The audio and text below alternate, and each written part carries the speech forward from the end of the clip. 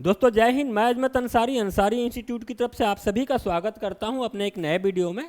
आज का video NOS के एक नोटिफिकेशन को लेकर है जिसको मैं आपको समझाने जा रहा हूं। इसके पहले कि मैं आगे बढ़ूं आपको बता दूं कि मैं जो कुछ भी वीडियो बना रहा हूं एनओएस के वेबसाइट पर उपलब्ध नोटिस और सूचनाओं के आधार पर बना रहा हूं। मेरे बोलने समझाने में किसी प्रकार की अगर कोई त्रुटि होती है तो एनओएस के वेबसाइट पर जो भी सूचनाएं उपलब्ध हैं वही सर्वोपरि और सर्वमान्य है। मैं सीधे आता हूँ एनओएस के। देखिए एक नोटिफिकेशन है और यहाँ पे ये नोटिफिकेशन का डेट जो दिया गया है 7/11। ये देख लीजिए 7/11 को एनओएस ने अपने वेबसाइट पर एक नोटिस पब्लिश किया था। यह नोटिस किसके लिए है? वह तमाम छात्र जिन्होंने अपना फॉर्मेटिव असेसमेंट मिस कर दिया, पुराने छात्र।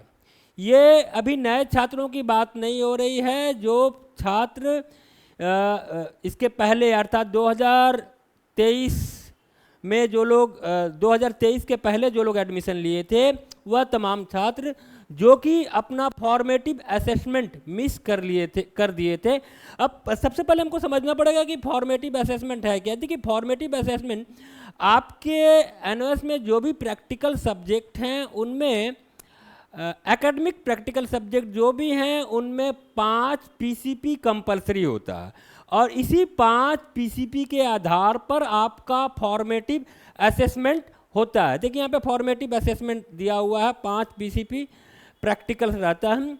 तो किसी न किसी वजह से बहुत सारे छात्रों का ये है फॉर्मेटिव असेसमेंट या जो प्रैक्टिकल क्लास है मिस हो गया है, जिसकी वजह से हो सकता है कि उनको मार्क्स नहीं मिला है। हो सकता है कि अगर उन्होंने मिस किया है तो उनको मार्क्स नहीं मिला होगा और ये मार्क्स नहीं मिलने की वजह से बहुत सारे छात्रों का रिजल्ट खराब हुआ है। बहुत सारे छात्र अनसक्सेसफुल हो गए होंगे और जो छात्र इसके बावजूद भी अगर पास कर गए होंगे तो उनका परसेंटेज थोड़ा कम हो गया होगा। तो एनओएस ने क्या किया कि एक नोटिफिकेशन पब्लिश किया कि जो छात्र इसको अपने फॉर्मेटिव असेसमेंट में पहले अपीयर नहीं किए थे वो फिर से फॉर्मेटिव असेसमेंट में अपीयर हो सकते हैं और उनके प्रैक्टिकल का फॉर्मेटिव असेसमेंट का जो मार्क्स है वह उनको जो भी उनका बनता है उनको मिलेगा। तो मेरा कहने का मतलब है कि ये किनके लिए? प्रायर टू जो जिनका सेशन 2023-24 के पहले का है, प्रायर टू एकेडमिक सेशन 2023-24 के पहले का है।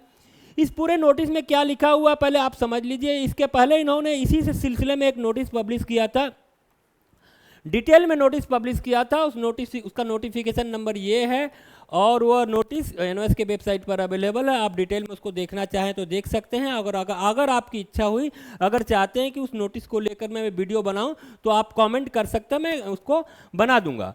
तो यहाँ पे एक फॉर्मेटिव असेसमेंट जिन छात्रों ने अलग अलग वजहों से इसको मिस किया था उनको फिर से एक मौका दिया जा रहा है। तो क्या क्या डिटेल दिया गया, पूरे डिटेल को मैं समझा दे रहा हूँ।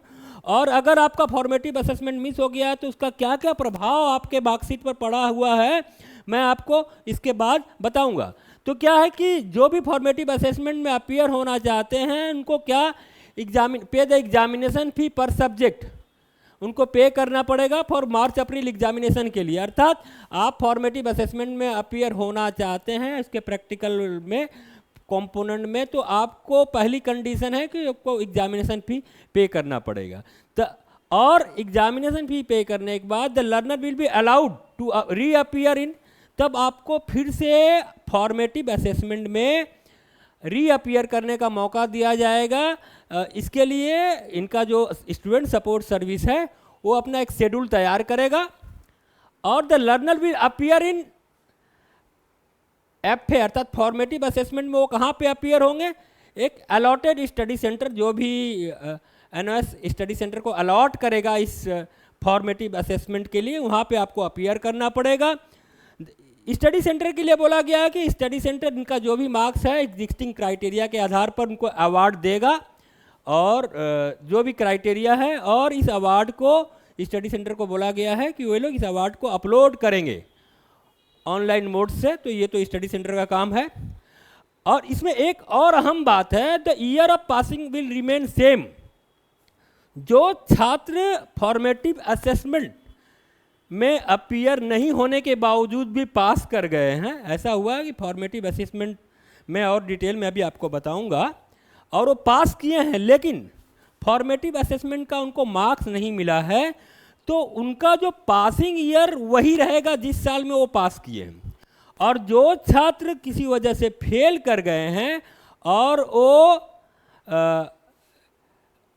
फॉर्मेटिव असेसमेंट में के मार्क्स के मिलने के बाद वो पास हो रहे हैं, या इस नए एग्जाम में फिर से जो अपीयर हो रहे हैं उसमें पास हो रहे हैं जिसमें फॉर्मेटिव असेसमेंट का मार्क्स भी है, तो उनका जो ईयर रहेगा करंट एग्जाम का ईयर रहेगा, अर्थात जिस एग्जाम में वो अपीयर कर रहे हैं। इस बात को अच्छी तरह से समझ लीजिए, अर्थात जो छात्र ऑलरेडी पास कर चुके हैं उनका एकेडमिक ईयर सेम रहेगा जिस साल में वो पास किए। बहुत सारे ऐसे छात्र हैं जो दुर्भाग्यजनक रूप से पास नहीं कर पाए थे, उन्होंने क्लियर नहीं किया था, और फॉर्मेटिव असेसमेंट और आने वाले एग्जाम में अपीयर होने के बाद वो पास कर जाते हैं, तो उनका passing year current passing year माना जाएगा। तो ये सूचना आपके एनओएस के वेबसाइट पर अवेलेबल है, आप इसको आराम से देख सकते हैं। अगर इसमें कोई कन्फ्यूजन है तो आप हमारे कमेंट बॉक्स में कमेंट कर सकते हैं। और इसका एक और डिटेल नोटिफिकेशन जो कि एनओएस के वेबसाइट पर अवेलेबल है उसको आप देख लीजिएगा। तो ये किन छात्रों के लिए है, वह कौन से छात्र हैं जो कि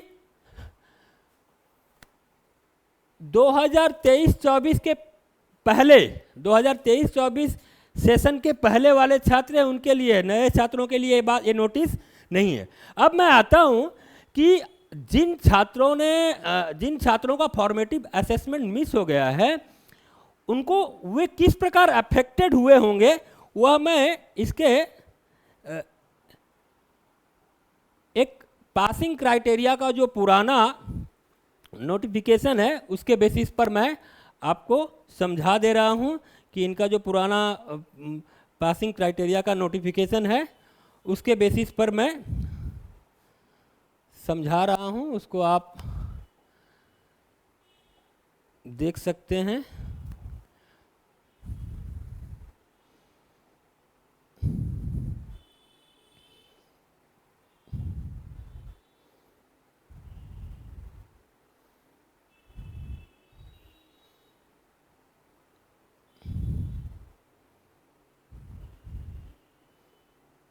देखिए, ये जो पासिंग क्राइटेरिया का जो नोटिस है ये पुराने इसके आधार पे है, तो इसको पुराने मार्क्स का जो सिस्टम था, अभी तो 2023-24 में जो 24 में जो छात्र अपीयर हो रहे हैं उनका क्वेश्चन पेपर का पैटर्न बदल चुका है, जैसा कि एनओएस ने अपने नोटिस में बताया है, और उनका असाइनमेंट का मार्क्स और पब्लिक एग्जामिनेशन का मार्क्स का क्राइटेरिया बदला हुआ है। तो ये जो इन्फॉर्मेशन या पासिंग क्राइटेरिया मैं दिखा रहा हूँ या जो सूचनाएं हैं ये उन छात्रों के लिए है जो 2023-24 के पहले के सेशन के हैं। तो ये पुराना पासिंग क्राइटेरिया है। नया पासिंग क्राइटेरिया और नया मार्क्स में क्या क्या संशोधन होगा, कैसी चीज़ें आएंगी, वो अगर उसका कोई नोटिस आता है तो मैं बताऊंगा। देखिए, जो कि पुराने छात्र हैं जिनको उनका जो क्राइटेरिया क्या था मैं आपको दिखा दे रहा हूँ, यहाँ पे क्लियर कट दिया हुआ है। देखिए, यहाँ पे देखिए पासिंग क्राइटेरिया पुराने छात्रों के लिए है। हम सिर्फ डिस्कस करेंगे प्रैक्टिकल, क्योंकि आपका जो फॉर्मेटिव असेसमेंट और प्रैक्टिकल का जो 5 कंपलसरी क्लासेस है वो प्रैक्टिकल के लिए एप्लीकेबल है। तो आप देख सकते हैं कि ये जो सेकेंडरी के जो पेपर हैं, math, science and technology, home science, और इसके अलावा कुछ और प्रैक्टिकल एग्जाम हैं जिनमें प्रैक्टिकल मार्क्स 15 है। तो ये 15 का 50% जो नंबर है अर्थात 7.5, ये फॉर्मेटिव असेसमेंट में इस मार्क्स के लिए आपका इवैल्यूएशन होता है। अभी 7.5 में आप जो भी पाएँ वो स्टडी सेंटर या जो भी आपका फॉर्मेटिव असेसमेंट जहाँ पे होगा वो डिसाइड करेंगे। अर्थात अगर आपने फॉर्मेटिव असेसमेंट मिस कर दिया है तो इन सब पेपर में ये पूरे 7.5 नंबर आपको नहीं मिलेंगे। अर्थात ये आपका बहुत बड़ा नुकसान हो चुका है जिन लोगों ने मिस किया है। हो सकता है कि इसके बावजूद भी सेकेंडरी के कैंडिडेट पास कर गए हैं, क्योंकि सेकेंडरी कैंडिडेट में लिखा गया है कि आपको पास होने के लिए 33% प्रैक्टिकल और थ्योरी दोनों में टुगेदर में पाना है। तो अर्थात दोनों मिला के अगर आप पास कर गए हैं तो हो सकता है पास कर गए हैं, लेकिन आपका परसेंटेज थोड़ा गिर गया होगा। अब देखिए कुछ और पेपर्स हैं जिसमें प्रैक्टिकल कंपोनेंट बहुत ज़्यादा है।